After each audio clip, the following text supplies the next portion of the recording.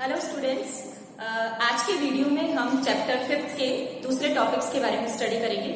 Students, हम chapter 5 पढ़ रहे थे प्लांट वाटर रिलेशंस के बारे में, और आप इसमें कई तरह के प्रोसेस के बारे में स्टडी कर रहे हैं। तो हमने सबसे पहले जो वीडियो में ये बताया था आपको कि जो भी प्रोटोप्लाज्म होता है वो ही सभी बायोलॉजिकल एक्टिविटीज का सेंटर पॉइंट होता है, और ये जो प्रोटोप्लाज्म होता है वो कई तरह के प्रोसेस से इफेक्ट होता है, और ये प्रोसेस जो होते हैं they are very important for the plant growth and the development. तो इन प्रोसेस को हम वन बाय वन स्टडी कर रहे थे। तो हमने पहला प्रोसेस पढ़ा था डिफ्यूजन, जो कि हमने कंप्लीट कर लिया है। इसके बाद सेकेंड प्रोसेस था परमिएबिलिटी, वो भी आप लोगों को क्लियर हो चुका है।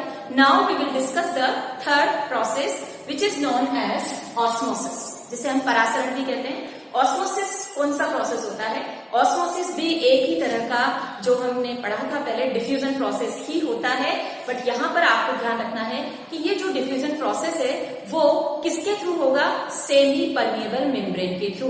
तो how can we define the osmosis? तो ऑस्मोसिस की डेफिनेशन हम देखते हैं, the movement of solvent molecules from their higher concentration to lower concentration through plasma membrane which is semi permeable is called osmosis।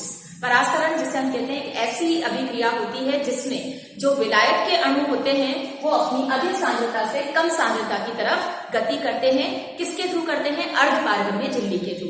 तो यहाँ पर ये सेमी परमेबल मेम्ब्रेन होती है, तो ये है एक तरह का डिफ्यूजन ही, लेकिन यहाँ पर जो डिफ्यूजन का प्रोसेस हो रहा है वो सॉल्वेंट मॉलिक्यूल का हायर से लोअर कंसंट्रेशन की तरफ हो रहा है। इसी को अगर हम दूसरे वर्ड्स में डिफाइन करें तो अगर हम बात करेंगे किसी भी सब्सटेंस का अपनी, यहाँ पर हम बात कर रहे हैं हायर कंसंट्रेशन, लेकिन जब हम सब्सटेंस की बात करेंगे तो वहां पर आ जाएगा लोअर कंसंट्रेशन, क्योंकि बेटा यहाँ पर हम बात कर रहे हैं सॉल्वेंट की। सॉल्वेंट होता है वाटर, और वाटर जहां पर ज्यादा होगा वहां पर अगर हम सब्सटेंस की बात करें तो वाटर जहां पर ज्यादा है वो डाइल्यूट सॉल्यूशन होता है, और डाइल्यूट सॉल्यूशन की जो कंसंट्रेशन होगी वो कैसी होगी? कम होगी। तो अगर आप इसे दूसरे वर्ड्स में बोलेंगे तो सब्सटेंसेस का या किसी भी मॉलिक्यूल का अपनी हायर की जगह हम वहां पर यूज करेंगे lower concentration to higher concentration हो जाएगा। लेकिन कोई भी आप याद कर सके, आपकी जो इजी होती है डेफिनेशन आप उसको लर्न करिए। तो सिंपली हम यहाँ पर बात करेंगे सॉल्वेंट मॉलिक्यूल का किसके थ्रू? सेमी परमेबल मेम्ब्रेन के थ्रू जो मूवमेंट होता है, it is called osmosis. It is very important. ये क्या रोल प्ले करता है इसको हम बाद में डिस्कस करेंगे। इससे पहले हम एक फिनोमिना, यहाँ पर एक प्रोसेस है, एक प्रैक्टिकल है जिसको स्टडी करेंगे। इस प्रैक्टिकल में स्टूडेंट्स आप देख रहे हैं कि मैंने जो पहला डायग्राम बनाया, this is the first diagram and this is the second diagram.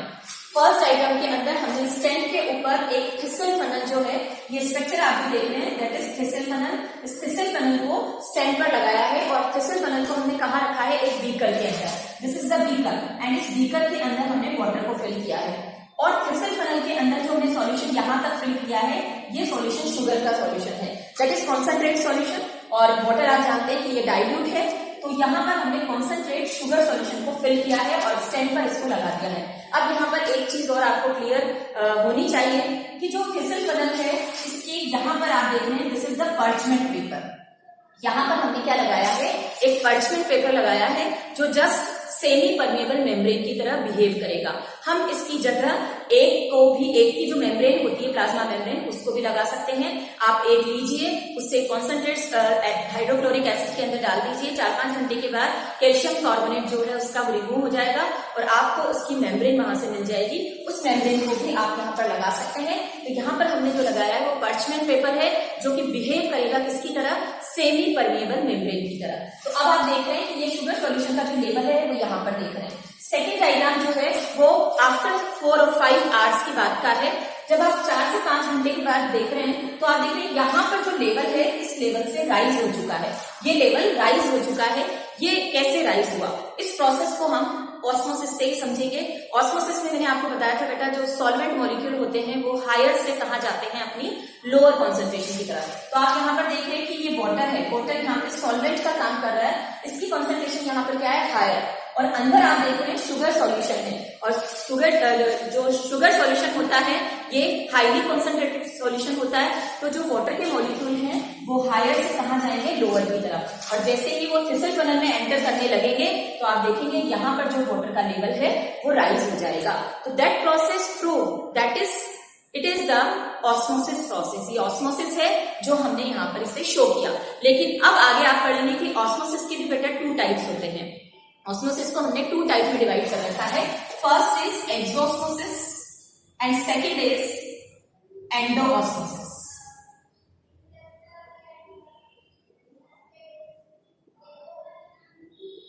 तो इस फिनोमिना में कौन सा प्रोसेस हो रहा है, जो आप यहाँ पर ये डायग्राम देखते हैं, इसके अंदर कौन सा प्रोसेस आपको दिख रहा है? जब भी देखिए, याद करिए, सबसे पहले हम जब बात करेंगे इसकी, दोनों प्रोसेस में से हम बात करते हैं एक्सोऑस्मोसिस।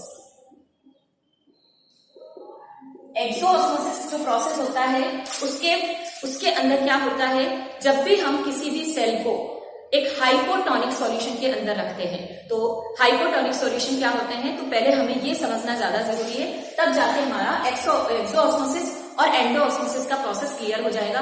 तो स्टूडेंट्स, हमने सॉल्यूशन को 3 टाइप में डिवाइड किया हुआ है, हाइपोटोनिक, हाइपरटोनिक एंड आइसोटोनिक। क्या डिफरेंस है तीनों के अंदर? तो पहले हम बात करते हैं हाइपोटोनिक। हाइपोटोनिक सॉल्यूशन वो होते हैं जिनके अंदर जो कॉन्सेंट्रेशन होती है सॉल्वेंट की, आपको किसी भी सेल को जब इन सॉल्यूशन के अंदर रखेंगे तो इसमें ध्यान रखें, सेल के जो सेल सेप होता है, सेल के अंदर जो सेल सेप होता है वो, जिसे हम कोशिका रस के नाम से भी जानते हैं, उसकी कॉन्सेंट्रेशन और जो बाहर का एनवायरमेंट है, अगर बाहर आपने किसी बीकर में रखा है सेल को तो वहां पर वाटर आपको ज्यादा मिलेगा।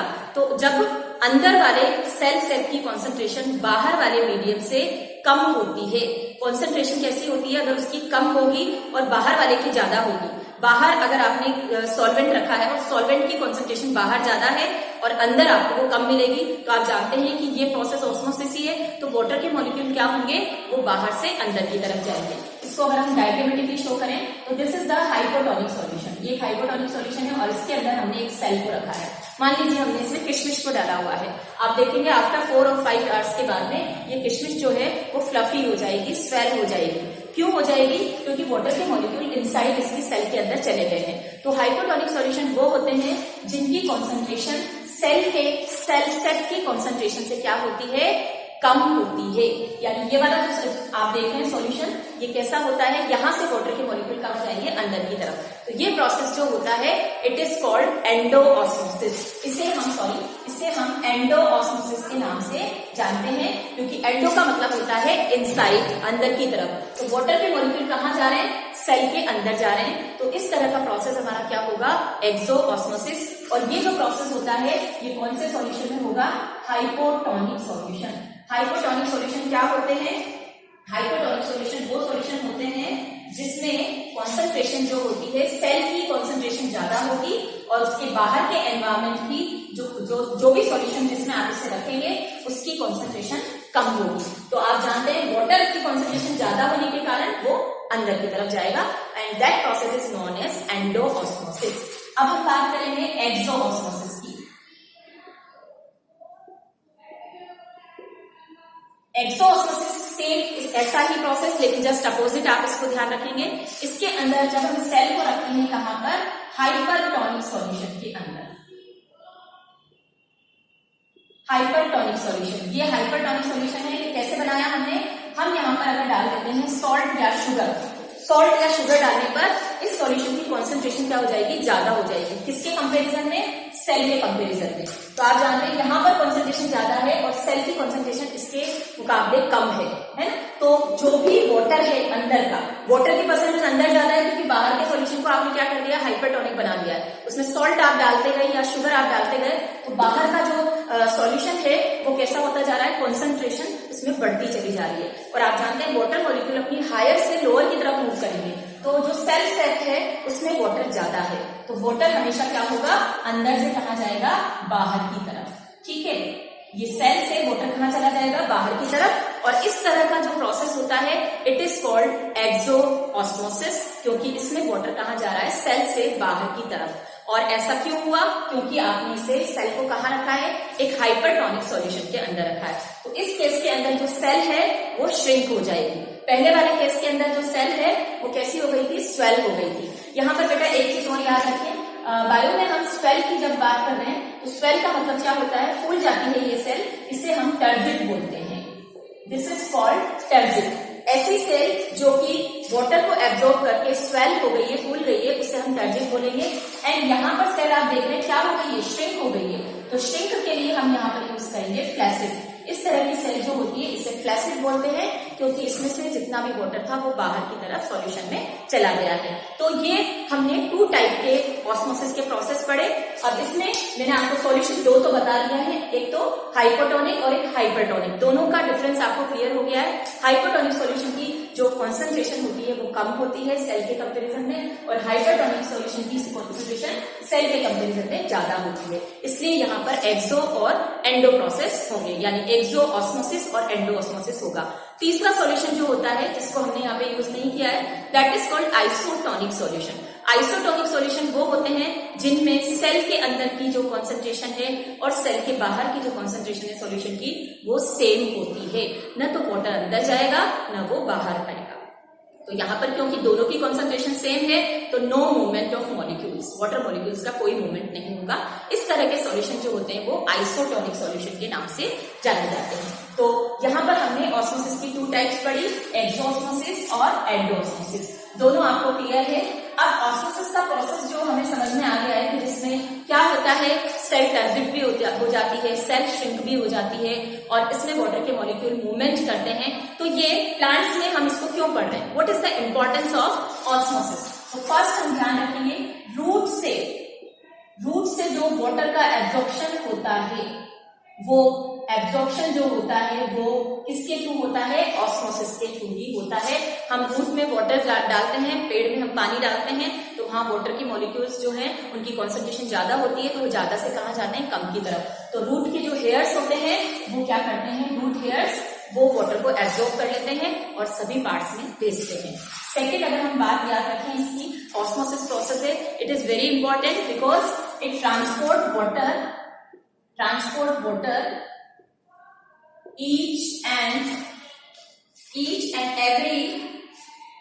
each and every part of plant.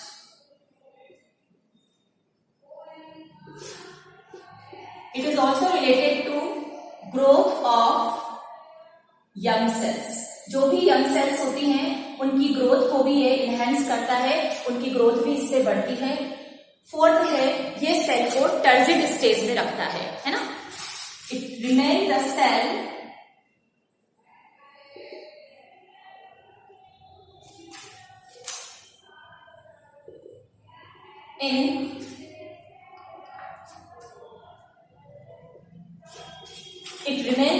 In turgid state. Turgid state के अंदर ये सेल को रखेगा, जिससे कि सेल जो होगी वो टर्जिड रहेगी, या बॉडी और जितने भी सेल टर्जिड रहेगी तो जो भी ऑर्गन्स है, पार्ट्स हैं जो प्लांट के, वो भी टर्जिड स्टेज में ही रहेंगे, जिससे कि मूवमेंट ऑफ वाटर बहुत इजी तरीके से होगा। तो ऑस्मोसिस का जो प्रोसेस है वो स्पेशली वाटर की सप्लाई या ट्रांसपोर्ट से रिलेटेड ही है। अगर ऑस्मोसिस का प्रोसेस नहीं होगा तो ये जो ट्रांसपोर्टेशन है वो पॉसिबल नहीं है। इसके अलावा एक और आप इसकी इंपॉर्टेंस याद रखें, ये प्लांट्स को डेसिकेशन से, और डेसिकेशन मीन्स होता है वाटर की कमी। डेसिकेशन जो प्रोसेस है इसका मतलब होता है डेफिशिएंसी ऑफ वाटर। जैसे वाटर सूख जाता है बिल्कुल, जब वो डेसिकेशन स्टेज में होता है तो बिल्कुल सूख जाता है, तो ये इससे भी बचाता है और फ्रीजिंग से भी बचाता है। डेसिकेशन एंड फ्रीजिंग, आप जानते हैं कि दोनों ही स्टेज प्लांट के लिए अच्छी नहीं है ना, क्योंकि अगर फ्रीजिंग स्टेट में प्लांट चला जाएगा तो उसके अंदर का पूरा प्रोटोप्लाज्म फ्रीज हो जाएगा, और फ्रीज होते ही आप जानते हैं कि कोई भी चीज ट्रांसपोर्ट नहीं हो पाएगी। और जब ट्रांसपोर्टेशन खत्म हो जाएगा, आप ऐसा समझ सकते हैं कि हमारी बॉडी के अंदर अगर हमारा ब्लड है वो बिल्कुल फ्रीज हो जाए, जम जाए, तो आप समझते हैं कि इससे हमारी डेथ भी हो जाएगी, क्योंकि ट्रांसपोर्टेशन पूरी तरह से हमारा खत्म हो जाएगा। सेम एज अगर प्लांट के अंदर फ्रीजिंग स्टेट हो गई तो फ्रीजिंग का मतलब वो पूरा अंदर का वाटर जो है वो फ्रीज हो गया है, तो ट्रांसपोर्टेशन बिल्कुल रुक जाएगा। तो ऑस्मोसिस के अंदर हमेशा क्या होता है, मॉलिक्यूल्स का मूवमेंट चलता रहता है, हायर से लोअर की तरफ वाटर मॉलिक्यूल्स या जो सॉल्वेंट है वो मूवमेंट करते रहते हैं, तो इस मूवमेंट के कारण फ्रीजिंग स्टेट नहीं आती। और सेम एज आप जानते हैं डेसिकेशन, तो हमेशा ड्राइनेस जो है प्लांट में, अगर पानी की कमी हो गई तो वो क्या होगा, वैसे ही खत्म हो जाएगा। तो अगर ऑस्मोसिस का प्रोसेस चलता रहा, यानी वाटर सप्लाई होती रही कंटिन्यूअसली प्लांट को, तो उसमें कभी भी डेसिकेशन की जो स्टेट है वो नहीं आएगी। तो ये हमारा थर्ड प्रोसेस है ऑस्मोसिस, जो कि बेहद इंपॉर्टेंट है, क्योंकि प्लांट में जितना भी ट्रांसपोर्टेशन होता है वाटर के थ्रू, वो ऑस्मोसिस के थ्रू ही होता है। इसलिए हम इस प्रोसेस को स्टडी कर रहे हैं और प्रोटोप्लाज्म इससे इफेक्ट करता है। In next video we will study the another process which is the plasmolysis.